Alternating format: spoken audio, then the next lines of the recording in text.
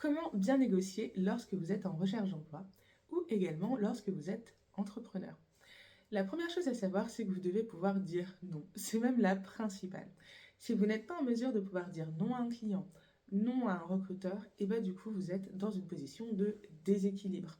La personne en face de vous a donc un avantage sur vous. Ce qui vous place dans une situation où vous allez être plus encline à accepter des choses que vous n'auriez pas acceptées si vous étiez plus dans une situation libre ou en position en fait d'égalité. C'est vraiment ce qu'on cherche. Quand vous êtes dans un entretien, la personne en face de vous n'est pas supérieure à vous. Pareil, votre client n'est pas supérieur à vous. On est d'égal à égal. Donc pour qu'une relation se passe bien, il faut qu'en fait les intérêts des deux soient en fait accomplis.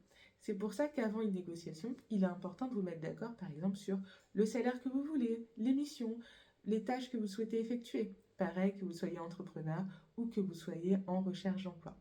Parce que si au démarrage vous n'êtes pas au clair là-dessus, lors de la négociation, ce qui va se passer, c'est que la personne va vous dire par exemple un prix d'ancrage, c'est-à-dire une somme d'argent, ça peut être pour une mission ou pour un salaire, sauf qu'à partir de ce prix-là, tout va tourner autour. Sauf que peut-être que vous vouliez beaucoup plus haut.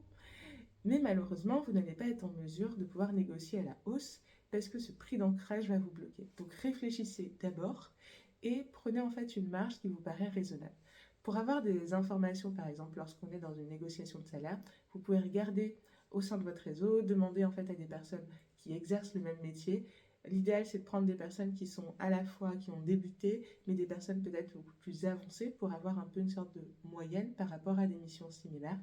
Vous pouvez parfois, sur certains sites, je sais que parfois l'APEC le fait, il y a en fait des barèmes et dans la fonction publique, vous avez aussi des grilles.